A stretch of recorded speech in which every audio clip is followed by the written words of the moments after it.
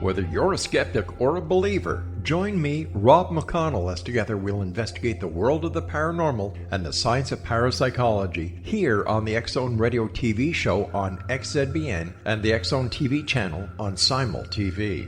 Since 1990, the X-Zone Radio TV show has been the place where people dare to believe and dare to be heard. Together, we'll investigate UFOs, aliens, ghosts, Bigfoot, psychic phenomena, lake monsters, conspiracy theories, government cover-ups, the truth embargo, alien abductions, ESP, haunted locations from around the world, and so much more.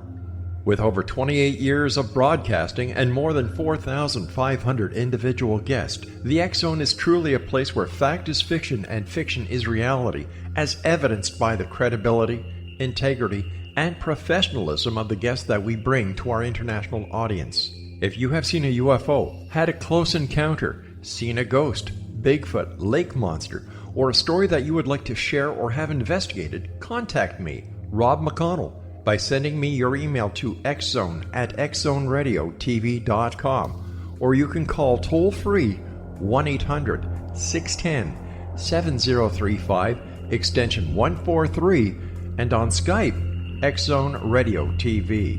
For more information on the X-Zone Radio TV show with yours truly, Rob McConnell, visit www.xzoneradiotv.com or www.xzonetvchannel.com or simultv.com and xzbn.net.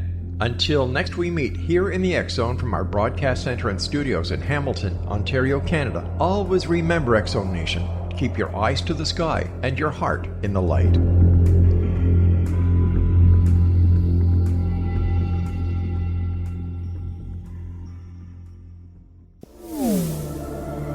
The X-Zone Radio Show with Rob McConnell is largely an opinion talk show. All opinions, comments, or statements of fact expressed by Rob McConnell's guests are strictly their own and are not to be construed as those of the X-Zone Radio Show or endorsed in any manner by Rob McConnell, rel-mar McConnell Media Company, the X-Zone Broadcast Network, its affiliated networks, stations, employees, or advertisers.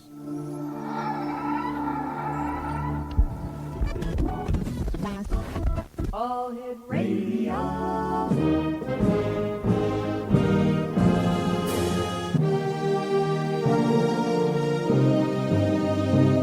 Welcome to the X-Zone, a place where fact is fiction and fiction is reality. Now, here's your host, Rob McConnell.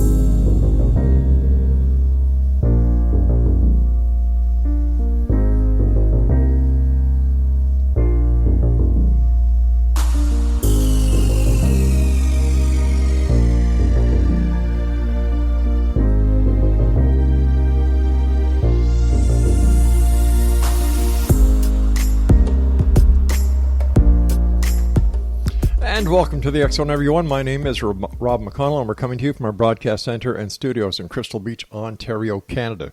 Now, if you'd like to send me an email, xzone@xzoneradiotv.com, on all social media sites, X-Zone Radio TV. And for the programming schedule that we have available for you, with our programming 24/7, 365, visit xzbn.net. And for the X-Zone TV channel on Simul TV, www.simultv.com. X-Zone Nation, my guest this hour is Dr. Scott Kolbaba, and he is the author of Physicians' Untold Stories. His website is www.physiciansuntoldsstories.com. And Dr. Kolbaba is an internist in private practice in Wheaton, Illinois. He graduated from the University of Illinois College of Medicine with honors and did his residency at Rush Presbyterian St. Luke's Medical Center in Chicago and at the Mayo Clinic in Rochester, Minnesota. He has been awarded membership in the Alpha Omega Alpha Honor Medical Society and has been featured in the Chicago Magazine as a top doctor in internal medicine. Joining me now is Dr. Scott Kolbaba. And Doctor, welcome to the X-Zone. Thanks, Rob. It's great to be here. Your book has a very interesting title, Physicians' Untold Stories. Tell us a little bit about the title and what was your inspiration in writing this book? Well, the title comes because there are so many doctors that have unusual stories that don't share them. We doctors don't talk about deep subjects very much. We talk about gallbladders and our golf game and what we're doing on the weekend. But the stories that I happened to collect were really, really very deeply spiritual and unusual stories. And I was very surprised because I'd been in practice for about 25 years before I even started to hear some of these stories. And so I thought that the title of the book would be very appropriate as Physicians' Untold Stories, because these are basically untold. And the reason they are is the physicians were afraid that they would lose their patients or lose their credibility when they shared some of these supernatural experiences with me. What was the first story that you were told by a patient that was the idea for everything you've done since that very first encounter with that patient? I think one of the first stories that I had was a fellow, Taylor Manning was his name, and Taylor was traveling outside the state, and he called me up because he was having some right upper abdominal pain. And I said, it sounds like gallbladder. It was typical after eating, and I said, you better get to the emergency room, which he did. They saw him in the emergency room. They did all the tests, and it was all negative. They gave him some narcotic, and he seemed to get better. But I said, when you come home, Taylor, let's take a look at you and make sure that you're okay. So he came home. He was still having the pain. So at that point, I ordered some of their sophisticated tests, thinking that the hospital didn't do all the right tests, and I ordered some fancier tests, and everything came back normal. And he was still having a great deal of pain right upper abdomen. Again, very typical for gallbladder. And so I didn't quite know what to do with him, but it was really unusual. After about 3 or 4 days, after a couple of additional tests, I woke up in the morning thinking I have to call him this morning and talk with him. And that's really unusual. It was about 6 o'clock, 6:30 in the morning, so I called him up. I'm sure I woke him up. And I said, I'm thinking about you, and I had this idea that you need a lung scan. And he said, well, that's kind of unusual because this is an abdominal pain. Why would I need a lung scan? And I said, I just had this feeling, this overwhelming feeling that I couldn't get out of my system. So he said, well, I can't do it today because I'm flying off to Denver. And so I didn't know quite what to do. I said, when does your flight leave? And he said, about 2:30 in the afternoon. So I said, if I can get you the scan first thing in the morning, would you go for it? He paused for quite a while and finally said, okay. So I called the radiology department. I told them what I was looking for. They kind of laughed at me, for doing a lung scan for a person with abdominal pain, but they decided to go ahead with me. So they told him to come right over. He went over there, and about an hour later, I got a call from the radiologist. Radiologist said, nice call, Scott. How'd you think of a lung scan? And I said, I just woke up this morning and thought about it. And he said, well, you probably saved his life. He had a massive pulmonary embolus sitting on his diaphragm on the right side of his lung. Had we not done the lung scan and he flew off to Denver, he might not have survived. How did that affect you personally, Dr. Scott? I was really shaken up.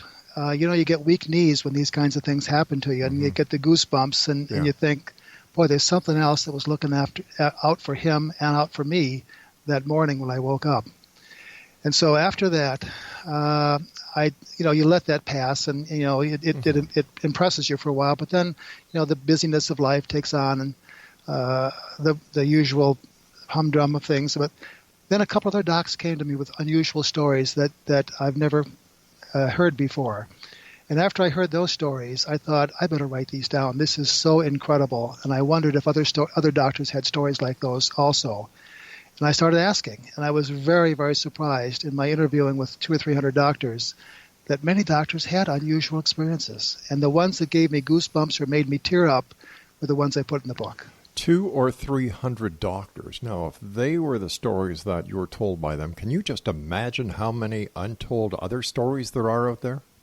There have to be millions. Yeah. And what I've learned too, Rob, is that it's not just the doctors that have these stories. I think in talking with my patients, and I love to tell these stories to my patients. I always get behind in the office when I'm telling these stories. But I've found that when I tell these stories, frequently, I should say, many patients will say, well, it's neat that you told me that story because I had one like that or my mother had one like this. Yeah. And it's amazing how many people have had these supernatural, miraculous, spiritual experiences that they're all also afraid to tell. Here you are, a Western medical practitioner, highly recognized as a professional. You've spoken to 200-300 other doctors. in the Western medical field who have had these experiences. How do you, sir, or can you even explain how these happen? Well, the doctors have their own explanations, and I think and I do too, and I think most of the doctors would say these are divine interventions from God. Okay. And you can believe what you want. You can believe a force is out there, that the universe. But most of the docs that I talked with said this was just an intervention from God, and it saved someone or saved me, or it did incredible things to move something along. I believe in divine intervention, so I can fully understand that. How did the other doctors feel about revealing these stories to you, knowing full well that they were going to be published? Did they fear ridicule? Did they fear retribution from other members of the profession? Absolutely. These are unusual stories. And the docs that I interviewed, I've known for many, many years, some of them over 30 years. My goodness. And I picked the docs that I knew were straight arrow docs, kind of boring at parties. They just like to do their work. They were great doctors. They had no reason to gain anything from telling these stories. And so they were all very hesitant to tell me. As a matter of fact, Dave Mokel, who's a great orthopedic surgeon, who told me one of the first stories, ran up to me in the hallway, and he said, "Scott, I've got to tell you this story about a mutual patient." And I said, "Okay, Dave, go ahead and tell me." And he said, "Well, I can't tell you here. Someone might hear me." So we had to go into a private room on the floor where there were no patients in the room. And he went on to explain an incredible story. And I said, "Well, Dave, who did you tell the story to already?" And he said, "My wife, and that's it. No one else." And so that's kind of what the theme was for the doctors. They were afraid that something would happen to them. And then the next question, Rob, obviously is, well, why did they let me publish these stories if they were afraid that people would, would leave their practice, or the doctors would shun them and so forth? And I think one of the things I discovered about docs, and again, it was really fun to interview these doctors because I was able to really get into the heart of a doctor, the soul of a doctor, as to what makes them tick. And I think the thing that they expressed to me was that they wanted to make a difference in the world. They wanted people to know that there's something else out there. Right. And that desire to be what I called sappy do-gooders was greater than the fear of losing their practices and losing their colleagues. And as it turned out, no one was shunned by their patients. No colleagues were ostracized. Right. It turned out to be the greatest thing that ever happened, because many, many patients have come up to me and other doctors and said, "Thank you for telling these stories, because now we feel better ourselves about sharing our own stories and our family stories." So it's turned out to be just the opposite of what we were afraid of. All right, please stand by, Dr. Scott. You and I have to take our first break. And X-Zone Nation, if you'd like to get more information or buy this book, it's a great book for the Christmas season. And I must tell you, I've had the opportunity of going to Dr. Scott's website. It's fantastic. Check it out at www.physiciansuntoldstories.com. And Dr. Scott Kolbaba and I will be back on the other side of this commercial break as we continue here in the X-Zone from our broadcast center and studios in Crystal Beach, Ontario, Canada. I'm Rob McConnell. Don't go away.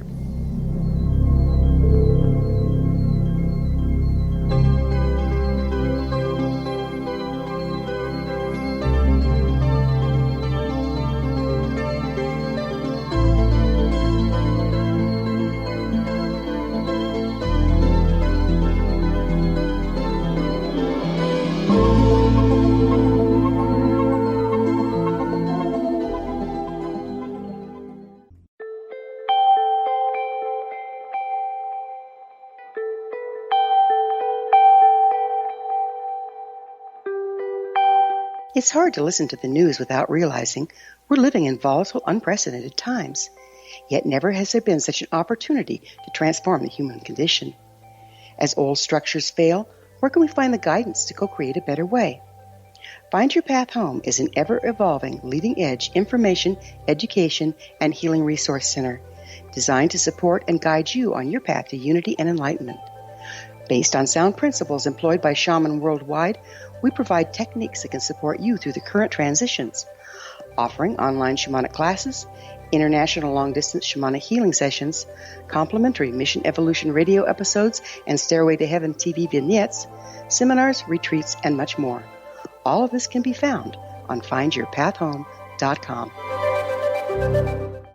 So I was watching the X Zone TV channel last night when I was abducted by aliens, and they kept repeating to me over and over again, simultv.com, simultv.com. What's simultv.com? That's what I asked them. They had it written on the side of their UFO. How do you spell that? UFO. No, I mean simultv.com. simultv.com. simultv.com. Right. simultv.com. Interesting that you were abducted by aliens in a simultv.com UFO last night. Oh, yeah? Yeah. Now that you mention it, I remember now last night I was awakened from a deep sleep. My great-grandmother was standing there. She said she'd come from the hereafter to tell me about simultv.com. She even spelled it out for me. simultv.com, sonny boy. simultv.com. simultv.com, sonny boy. Wow. Yeah. Guys, you'll never guess what my psychic guru just told me. simultv.com. Exactly. Are you guys psychic too? Of course. We all know about simultv.com. simultv.com.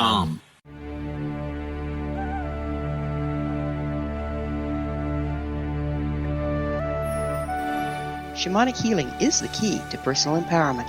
Why? All 4 levels of our being, physical, emotional, mental, and spiritual, must be addressed for us to enjoy balanced, healthy, abundant lives. Yet there are few provisions for spiritual or energetic healing. Shamanism, found at the root of all cultures, is a very effective spiritual healing modality. To find quality shamanic healing you can trust, regardless of where you live, look no further than Find Your Path Home long-distance shamanic healing program. All Path Home long-distance healing practitioners have been trained and certified through Path Home Shamanic Art School. Change your life. Live abundantly. Schedule a long-distance shamanic healing session with Gwilda Wiyaka or one of her quality practitioners today at findyourpathhome.com.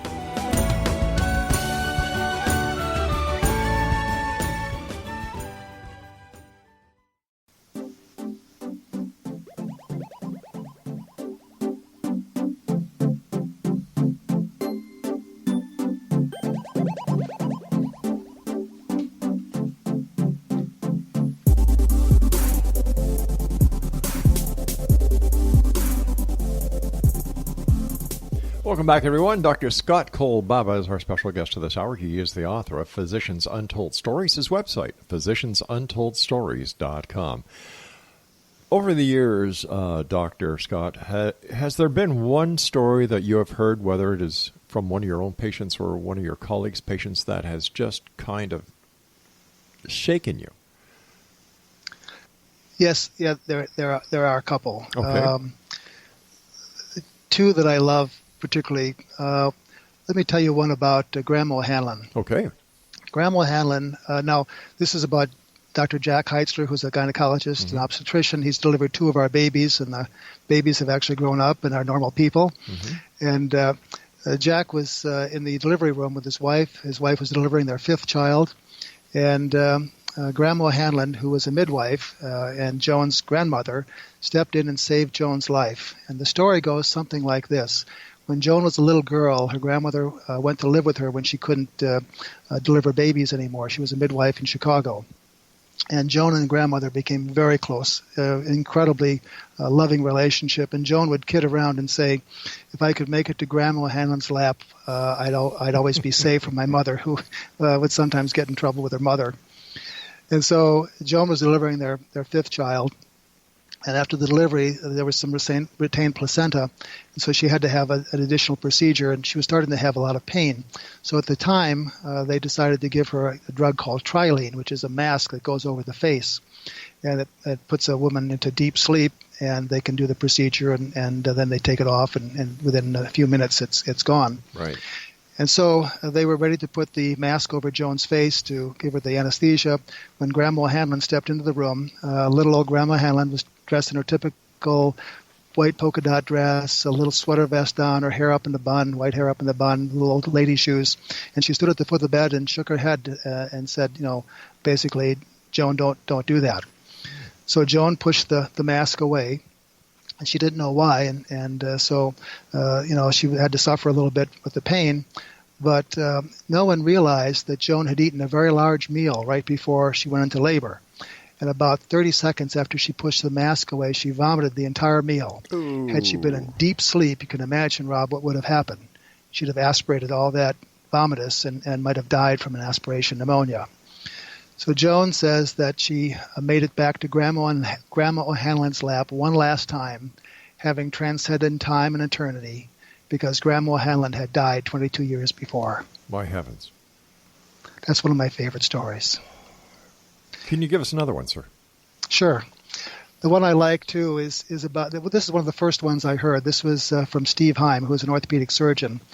And this is a fun story because Steve is a great orthopedic surgeon. He's also a trauma surgeon. And Steve was kind of burned out from the busyness of life and the busyness of the practice. So he decided to take his wife and his wife's sister on a skiing trip to Colorado. And they're expert skiers, and Steve is particularly good at anything in athletics. So they were going down this mountain they'd never been down before, and when they got to the top of the mountain, there was a sudden blizzard that hit. The temperature dropped about 40 degrees. The snow was coming down so hard they could hardly see more than 10 feet in front of them, but they had to ski down, so they started skiing. And Steve and the girls were skiing together as much as they could see each other, and then they came to a grove of trees, and they could all go to the right or the left. Steve decided to go to the right, and he thought the girls were with him, but they happened to go to the left following a group of other people. When Steve realized that they were on the other side of the grove of trees, he decided to ski through this 5 feet of powder snow, which, again, he's an expert skier. There was no problem at all. And as he's skiing, he suddenly had this feeling, this premonition, this unusual feeling. It was in his chest, like something was being told to him, and he didn't know quite what it was. And all of a sudden, he said, things got very still and very quiet. Despite the wind blowing like crazy, the snow coming down sideways and upside down, it was a very eerie silence. He could hear himself breathe. He could hear the skis and the snow. And he decided then that he didn't know what to do, but he decided to stop. So he stopped skiing right in the middle of this grove of trees. Now, he didn't know why the heck he stopped. And then he took off his skis and stood there for a minute. Again, it was this eerie silence, and it was a feeling that he was being called to do something that had life and death implications, and he had no idea what it was. So he started to then climb up the mountain. Now, this is in the opposite direction of where the girls were actually waiting for him. He couldn't see the girls, but he knew that they were on the other side of the grove of trees. And he's climbing up this mountain, climbing and walking and climbing in mountains. It's a steep mountain. And he came to a big tree, and under the tree there's like a tree well. You'd know from Canada what those look like. Yes. It was a big well that goes down to the base of the tree. Mm-hmm. And he stood there wondering what the heck he's doing here. And again, it's very quiet, and he has this feeling in his chest. And then he looked down, and he knew why he was there. Covered with snow, under the tree was a body. Oh, my gosh. So Steve decided to brush off the head and see if he was alive or dead. And he realized that he was dead because he wasn't breathing. He had a kind of a gray face. But as a trauma surgeon, he's trained to do certain things, and he went into this trauma mode. And he reached down to his neck and felt his carotid artery, which was he had a pulse. It was a very thready pulse. You could hardly tell he was alive, but he was alive. So Steve suddenly, started to call out, "Help! Help!" One of the last skiers down the mountain heard his cry, came to his side. Steve said, "Go down and get the snow patrol as soon as you can, the ski patrol, and send him up here. This fellow's almost dead." About 15 minutes later, he saw the light from the snowmobile, and the gurney was being pulled behind it. They loaded up this unconscious, shocky skier, and they took him down to the lodge, and they had the ambulance waiting and whisked him off to the hospital. Steve, in the meantime, had used his jackets to cover the skier and did all the things that he needed to do, and he was shivering with both adrenaline and also cold. Got his clothes back on, zipped out as fast as he could to the girls, which were still waiting on the other side of the grove of trees, and then skied down the mountain. There he got his reward, a cup of hot chocolate. Man. The next day he called up the hospital and said, "What happened to that skier?" And they said, "You won't believe this. The skier is perfectly fine. There's no frostbite. The leg that was broken, that Steve actually splinted in the field with his underclothes and a tree branch, was perfectly splinted. They didn't have to make any reset of the bones. And the skier was perfectly fine." And I said, "Steve, how do you account for that? What happened there?" Yeah. And he said, "It's got to be someone from above, because if I hadn't found that skier, he wouldn't be found until the next year when the snow melted." Good God. And he said that day 2 people were saved. And I said, "What do you mean 2 people were saved?" And he said, "The skier was saved, but I was saved too." And I said, well, why were you saved, Steve? And he said, I've been living with the tragedy of my father. My father and I were skiing in Michigan 2 years before. He arrested on the snowfield. Oh, my gosh. And I couldn't save him. We did CPR for an hour, and we lost his life. And I blamed myself for his death. So ever since then, I've carried that guilt with me that I was responsible for his death. And he said, this event, this deja vu experience that I had, taught me and showed me that I'm not in charge of life and death, that someone else is, and I got a second chance. And I said, Steve, do you think your dad was in cahoots with all this from above? And he said, there's no question he was. So 2 people were saved that day, and that I love that story. It's got lots of meaning to it, I think. It certainly does. It shows that there's something that there are many things, in my opinion, Dr. Scott, that happen to us on a daily basis that we have no idea about, and that life is much more spiritual, if you'll excuse the expression, than we will ever understand, except for people like yourself and these other fine doctors who have these experiences and who know firsthand that there is something called divine intervention and that there is more to life than the physiology that we all believe we understand. And that was one of the points we're trying to get out with the book, Rob, and that is, look around you. There are little coincidences and big coincidences happening to you every day, and pay attention to those. And some of those are not coincidental. Some of those are truly divine intervention. I had a crazy experience getting into medical school. Did you know how I finally got into medical school? No, sir. I was not a great student in college, and so I majored in economics and art. I was a potter. And then after I graduated, I decided to go back to medical school. And I didn't have the grades. I didn't have the prerequisites. And I had to take some night classes. And I've been working on this for about 3 years. And finally, the last year, my wife and everyone said to me, okay, Scott, you probably have 1 more year to try to do this. And if you don't get into medical school, you better get a real job and get on with life. So I had this last year to get the prerequisites, and the one I needed to get was organic chemistry. So organic chemistry was offered in the town that I was working in, which was perfect, Aurora, Illinois. I enrolled in the class. There were lots of books in the library. I got one of the books and went to the class. There were only 3 students in the class, and they canceled the class. Oh. I was heartbroken because this was only offered in one other school in the state, and that was Roosevelt University in downtown Chicago. So I zipped down there the next day. And I thought, I'll just enroll in organic chemistry there. I'll be all set. I got to the head of the line with the registrar, and she said, I'm sorry, the organic chemistry class is filled. We opened up a second class, and that's filled. And we have 9 students in the waiting list, all with the same story that you have.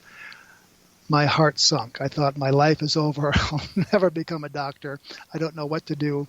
So I said, who makes the ultimate decision about organic chemistry enrollment? And she said, it's the professor. And I said, well, where does the professor live? And she said, the 3rd floor, room 303. So I ran up the stairs, stumbling half the way, got to a room that was loaded with students. All right, what we're going to do here, Scott, is we're going to do a bit of a cliffhanger because I do have to take my news break at the bottom of the hour. Exonation, our guest this hour is Dr. Scott Kolbaba. He is the author of Physicians, Untold Stories. His website is www.physiciansuntolledstories.com. Don't forget, Exonation, if you're interested in having a 1-hour, one-time radio show, if you have something that will help the people out there, if you have a special message that you'd like to get across, if you want to talk about the homeless, the needy, the hungry, whatever, as long as it's positive, go to ftpn.com, for the people broadcastnetwork.com. Fill out a submission form, and one of the segment producers will get in touch with you. No, there's no cost to this. It's our way of paying forward. After all, this is the X Zone, a place where people dare to believe and dare to be heard. My name is Rob McConnell. Don't go away.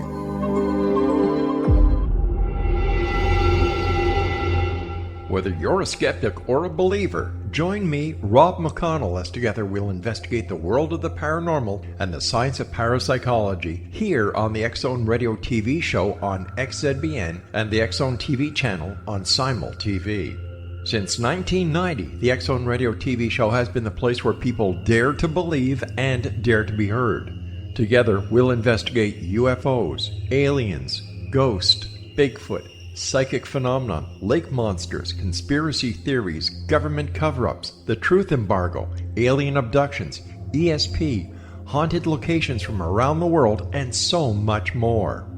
With over 28 years of broadcasting and more than 4,500 individual guests, the X Zone is truly a place where fact is fiction and fiction is reality, as evidenced by the credibility, integrity, and professionalism of the guests that we bring to our international audience. If you have seen a UFO, had a close encounter, seen a ghost, Bigfoot, lake monster, or a story that you would like to share or have investigated, contact me, Rob McConnell, by sending me your email to xzone@xzoneradiotv.com, or you can call toll-free 1-800-610-7035, extension 143, and on Skype, X Zone Radio TV.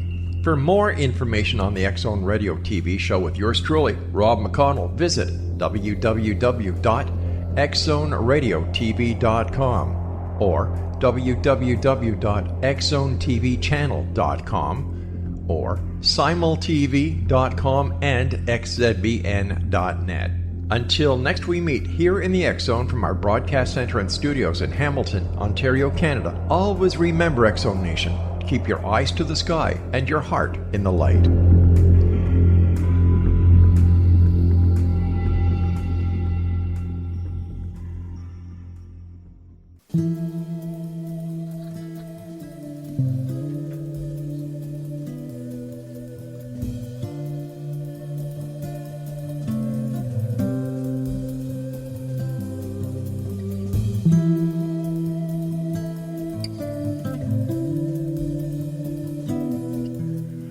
And welcome back, everyone. This is the X Zone. I am Rob McConnell. We're coming to you from our broadcast center and studios in Crystal Beach, Ontario, Canada. Once again, to visit the X Zone Broadcast Network website, where you can find out about all the shows we have available to you 24/7, 365 around the world. Go to www.xzbn.net. And for the X Zone TV channel, it's on SimulTV at www.simultv.com.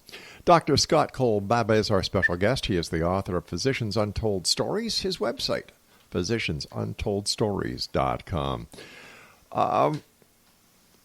When you're talking to these patients about their experiences, do any of them or have any of the doctors talk to you about dreams that they have had that may have foretold about the events that they were going to be part of?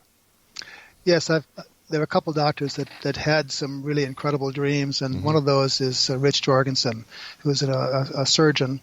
And Rich was talking to one of his friends, and she was kind of a hippie 70s type, and she said, the spirit will allow you to tell your dreams to a person that you dreamt about, and you need to do that because that's a way of them communicating with someone. And Rich thought that was an interesting idea, but he couldn't remember many dreams that he had. Well, one night he had this most incredible dream. He dreamt it was kind of a bad dream. He dreamt that one of his good friends, Judge Glasso, who was a prominent judge in the Illinois area, had died of a heart attack, and he could see him in the casket in the funeral home. He could see people crying all around.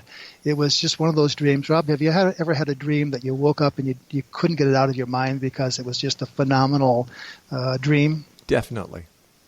And so Rich kept thinking about this dream, and he thought about this friend of his that said, you have to tell people. And he was very hesitant to tell his best friend that he saw him dead in his dream. But he had to call him up. He called him up and very hesitantly said, Judge, I had a dream about you last night, and I dreamt that you were dead. Well, the judge kind of laughed about that. That's kind of a preposterous dream. And Rich said, well, I'd like you to do one thing for me. If you could just go get a physical. You probably haven't had a physical for a while. And the judge said, no, I haven't. So Rich said, get a physical, and I'll be very happy then if you get their physical. So the judge went to get a physical. He had a complete exam with EKG and labs and x-rays and so forth. Everything was perfectly fine. So he called up Dr. Jorgensen and said, Rich, okay, I did what you said. The doctor said I'm going to be perfectly fine, and don't worry about me anymore. And Rich got this sick feeling in his stomach, like he the dream was so powerful Right. that he said, "Judge, I need to have you do one more thing. I dreamt that you had a heart attack. Would you please see a cardiologist?" And the judge says, "Come on, Rich. I did all you said I needed to do, the Right. doctor and so forth and so on." It turns out that he did see the cardiologist. The cardiologist put him on a stress test, which he failed very badly. And then admitted him to the hospital right away, did an angiogram, and he had multiple coronary lesions and Oh, my what's called a God. widowmaker. Right. Widowmaker is that one main artery that supplies most of the heart with blood. He would have been dead within a few weeks or months had he not had that done. The next day, they decided to do a bypass much sooner than they would normally because they were afraid he would die of a heart attack if they didn't. They did the bypass. He was very successful. It literally saved his life. He lived for many, many years after that, perfectly healthy, and about 1,000 games of golf with Rich Jorgensen later. He was great. What a story.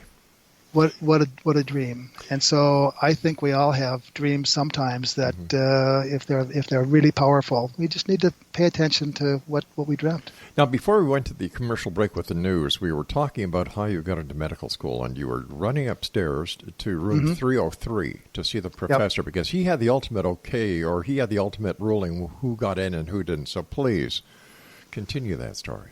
Well, I got up there, and if I didn't get this class, I would not become a doctor because I had this last year to finish up. There was only organic chemistry was the only prerequisite I needed. If I didn't take that, I'd have to get a regular job and give up my hopes. So I got to this room where there were a bunch of students who were asking about the same thing that I was. Can I get into the class? And I must have looked really sad to the secretary, and I said, I just need 30 seconds of the professor's time. And she said, okay, you can go to the little ante room there where the two professors that are teaching the class are talking. And I sat outside the room. The door was paper thin. I could hear the professors talking about how they didn't have any books. They looked all over for textbooks, and in those days they didn't have computer textbooks, so they had to get the hard copy books, and they had none of the books for the new class, the 30 students that they opened up a class for. They didn't know what they were going to do because the class started the next day. So the one professor left. I walked in to talk with the professor that could make that decision, and I said, listen, I want to, I pleaded my case, and he said, look at this room out there. Everyone wants the same thing you do. I'm very sorry. I just can't accommodate you. And about that point, I knew this was my life on the line. So I said to him, if I can get you the books for your class, will you let me in the class? And all of a sudden, he took a very great interest. He opened his eyes. He looked up at me. His eyebrows went up, and my heart was in my throat by this point, beating as hard as it could. And he said, it was a long pause. And finally, he said, can you get me 30? And I said, more. There was another long pause. And then he said, you're in. Now, what are the odds that I could be there at that very moment when the two professors were talking about getting books and the trouble they'd had with getting books, where only I could help them and only they could help me. But how could you get the 30 books that they couldn't? They had the books in Aurora University where the class was dropped. They had about 30 or 40 books on the shelves. When they canceled the class, all the books were still in the library, and I knew that and they didn't. Wow. So I got in, and it was I didn't realize at the time, but that truly was some divine intervention that allowed me to get into that class, get into medical school. Because had I missed that by 30 seconds, I would have been a different person. What do you say to people that you meet, and they find out who you are, the book that you read? What are some of the most interesting questions that you get from the public?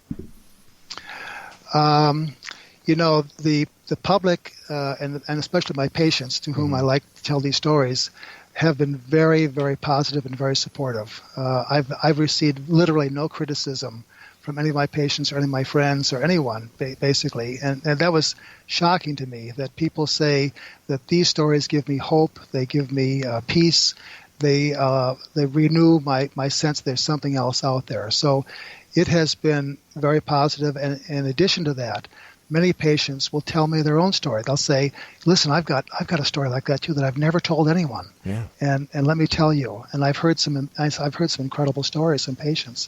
And thank goodness they feel okay to tell those stories now where they didn't before.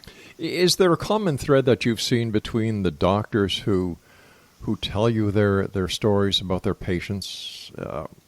Because this seems like these are very special members of not only the Western medical profession, but of society itself. I looked for that. I looked to see, are these spiritual people? Are these religious people? Do they have some characteristic in common? And I would say no. These stories and these experiences have happened to doctors that never go to church, that don't have a belief system. These have happened to very, very spiritual and very religious people. So it's a whole spectrum. And I think that the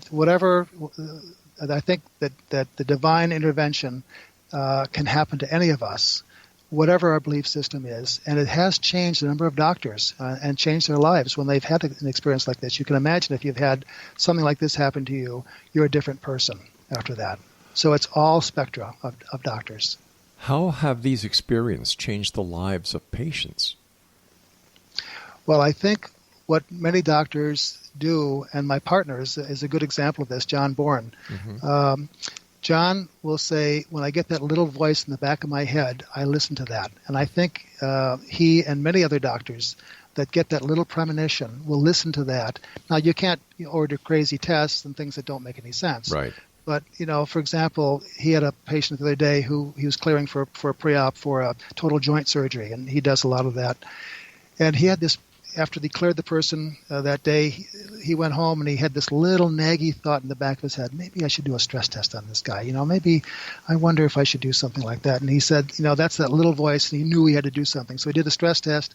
He failed it. The guy ended up with bypass surgery like the one that Dr. Jorgensen was involved with, and it saved his life because he had severe coronary disease, and had he gone to surgery, he may have had a heart attack and died from that. So I think the doctors are paying attention in many cases to those little thoughts, their little premonitions. And they may just be, some of them are from experience, but some of them I think are from something above that helps us to accomplish what we want to accomplish. I can attest personally to that intuition, that gut feeling. I was a police officer and criminal investigator for a number of years. And that inner voice, that gut feeling is real. You need to follow it, and so many times I talked to colleagues of mine who said, I should have followed that gut feeling. And I learned at a very early stage in my career in law enforcement that it's there, it's real, follow it. Yeah, we had a doctor that told me that he was leaving the office after seeing his patients for the day, and he had this feeling that he had to call. He was late for dinner, as many of us always are, and the wife, I'm sure, was sitting home a little bit perturbed with him, like many of us face when we get home late. And he had this feeling he had to talk with this one patient for some reason. I'm going to have to do it to you again, darn it. I've got to take another break. My producer just told me. Dr. Scott Kolbaba and I will be back as we wrap up this hour here in the X Zone from our broadcast center and studios in Crystal Beach, Ontario, Canada. For more information about Dr. Scott Kolbaba, how you can get a copy of his book, Physicians' Untold Stories, visit his website, www.physiciansuntoldstories.com. I'm Rob McConnell. We'll wrap up this hour. Don't go away.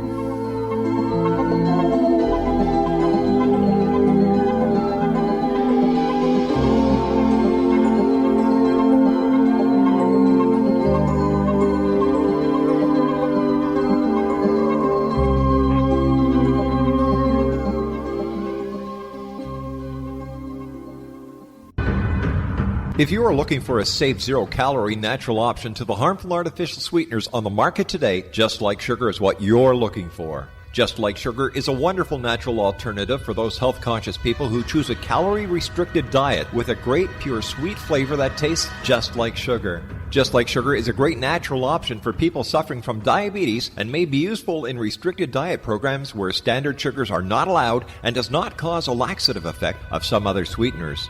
Just Like Sugar comprises a perfect blend of chicory root fiber, natural calcium, natural vitamin C, and Just Like Sugar's sweetness comes from the natural flavors from the peel of the orange.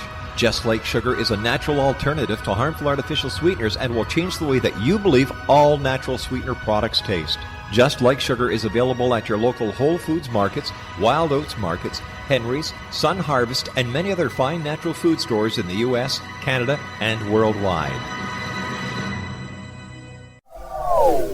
They are here, and they've been here for thousands of years, making their presence known in the shadows. They might be seen by a lonely motorist on a deserted road late at night, or by a frightened and confused husband in the bedroom he is sharing with his wife. But who are they? What do they want? Why are they here? Perhaps most concerning, has the government been aware of their presence all along? The new book by Eli Marzulli, UFO Disclosure, the 70-year cover-up exposed, delves into the world of UFOs. Can full disclosure be soon? Order now and receive a free hour and 37-minute DVD on the UFO phenomenon. UFOs are real. Get both the book and the DVD, a $40 value, for only $19.99. To order your book and DVD today, go to lamarzulli.net. That's LAMARZULLI.net. You have heard of the X Zone? Now watch it on Simul TV, plus 500 video games, live TV channels, free video on demand, worldwide, and more. Does this sound like tomorrow's television? Well, it is, but you can have it today, right now. It is Simul TV. Simul TV offers what the others only wish they could provide. 15 exclusive channels like X Zone, Sci-Fi, and Horror. We are worldwide. No other provider offers that. 500 built-in video games. No need to have an extra expensive system. We have them included. Free video on demand. Live streaming events from around the world, interactive online network, and much more. Tomorrow's TV today. Simul TV. Sound too good to be true? Well, it's not. You can have Simul TV today. Sign up at simultv.com. Do it today.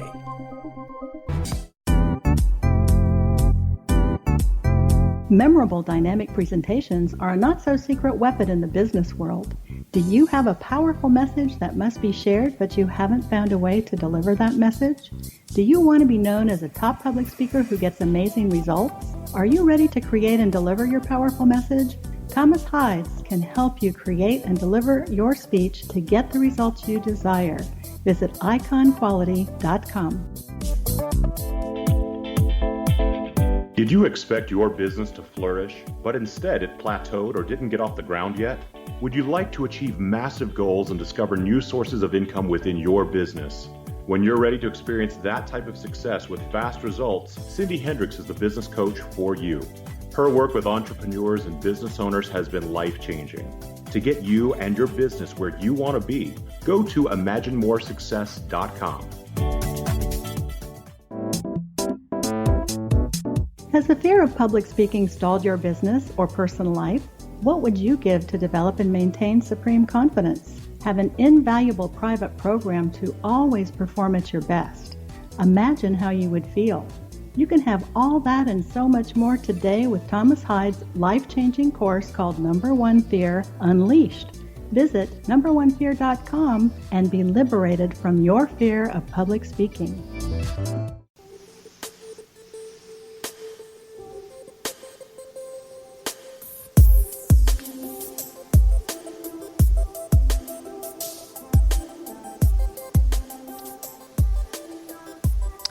And welcome back, everyone.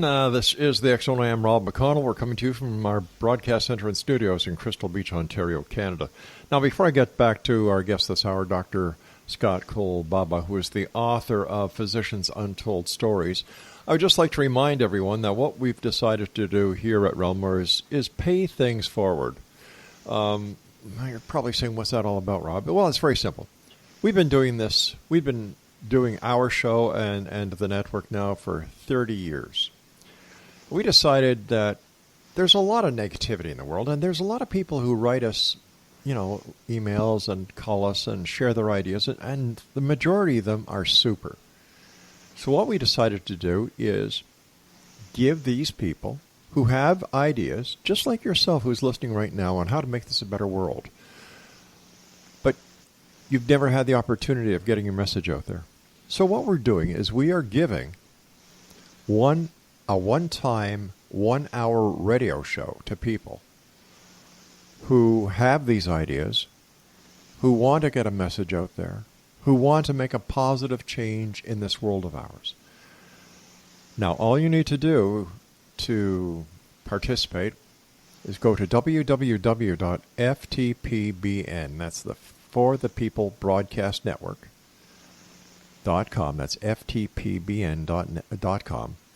There's a very simple submission form there. Fill out the submission form. Send it to us. One of our producers will go over it. And if it fits the criteria of what we're looking for, we'll be in touch with you, and we'll set up a date and time where we will give you your very own one-time, 1-hour radio show. That's our way of paying things forward. Because you never know. Somebody may have a solution to a problem out there, but nobody wants to listen. We'll give you that opportunity. And like I said, no obligation to you whatsoever. We will do the production. We will do the marketing. We will do the promoting. We will do the syndication, and we'll also do the distribution. Our way of saying thank you and paying forward. www.ftpbn.com. Dr. Scott Kolbaba is our special guest. He is the author of physiciansuntoldstories.com. He's the author of Physicians Untold Stories. His website is physiciansuntoldstories.com.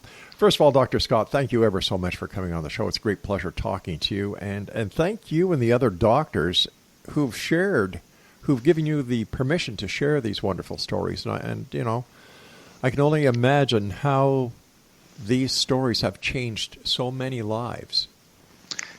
They were courageous doctors to do this. I agree. With Christmas coming up, could you tell us about Mary's Christmas Carol? Sure, this is a good one. This is a Scrooge story all over again. Dave Mokel, who's the one that I told you about earlier, that came up to me in the hallway of the hospital and grabbed me and pulled me into a room to tell me this story.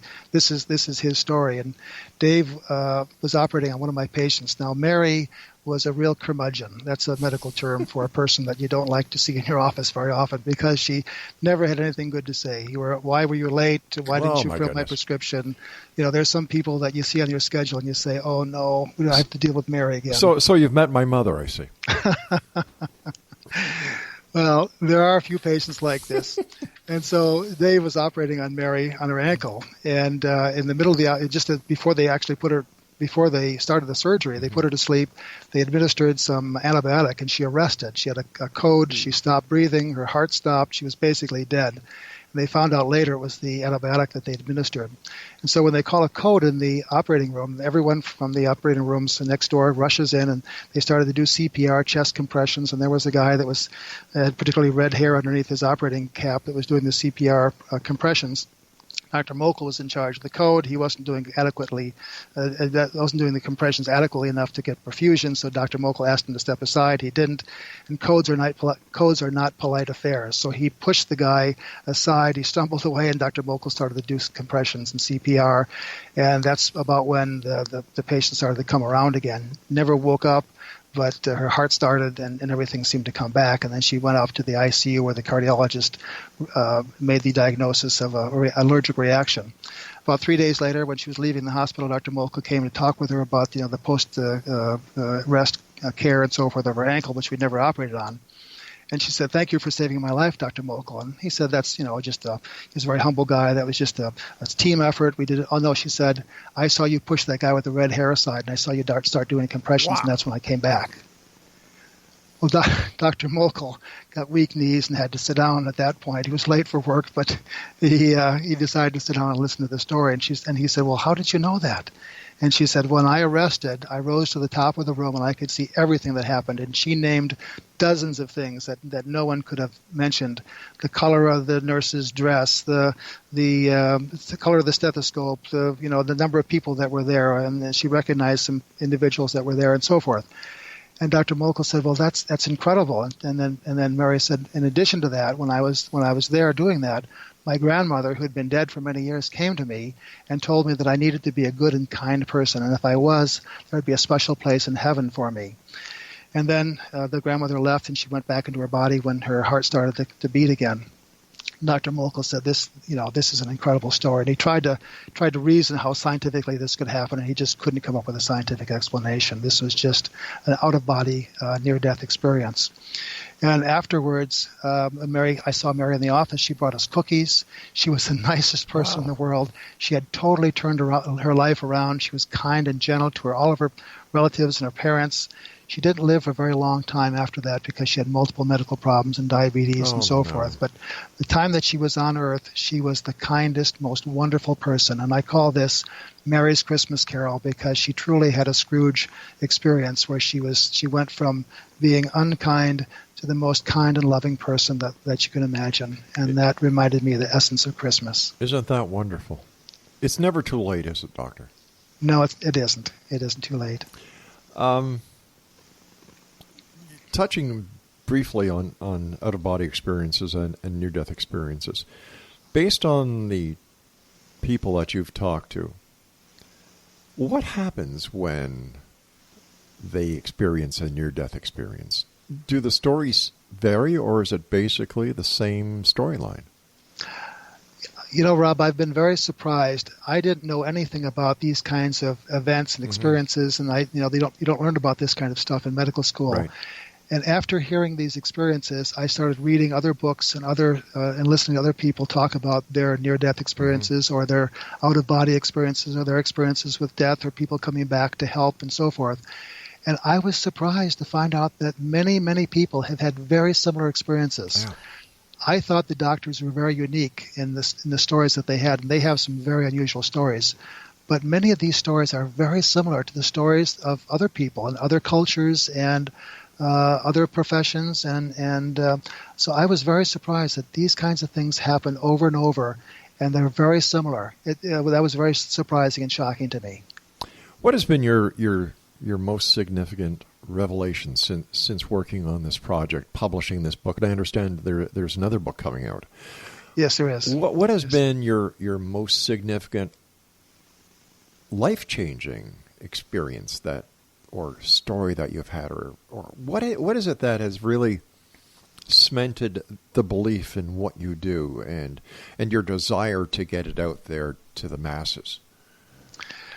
I think there were probably two experiences that I had. The one I can think of was the near death of my daughter.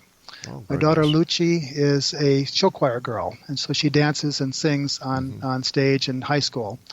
And they took a bus to Onalaska, Wisconsin, and it was about a 5-hour drive from Chicago.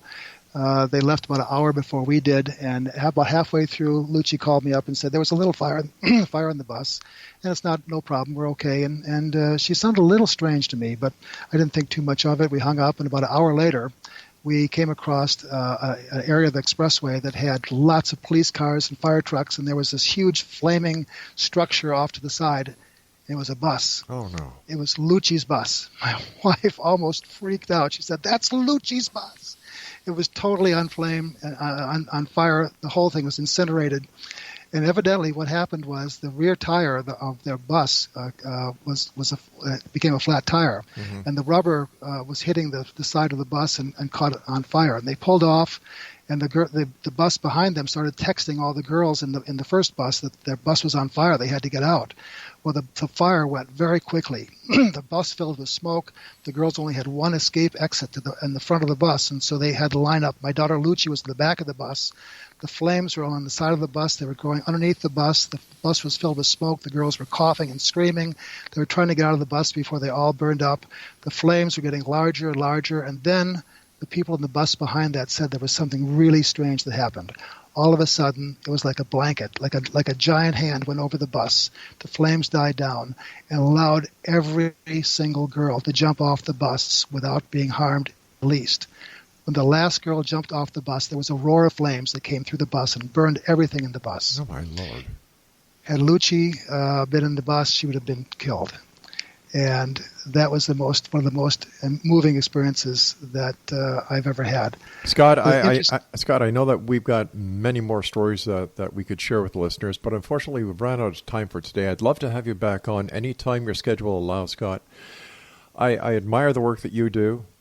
I love what you're doing. So to you and the other practitioners in the medical community who allowed these stories to come forward and be known, thank you very much. Thanks for having me on, Rob. It's great to share these stories with you and your listening audience. Thanks a lot, Dr. Scott. And Exonation, once again, if you'd like more information about Dr. Scott Kolbaba, visit his website, physiciansuntolledstories.com. This Exonation would make a wonderful Christmas gift because this is the season of miracles. I'll be back on the other side of this commercial break with the news at 6.5 minutes past the top of the hour as we continue here in the X Zone with yours truly, Rob McConnell, on the Talkstar Radio Network, Mutual Broadcast Network, X Zone Broadcast Network, and Simul TV. Don't go away.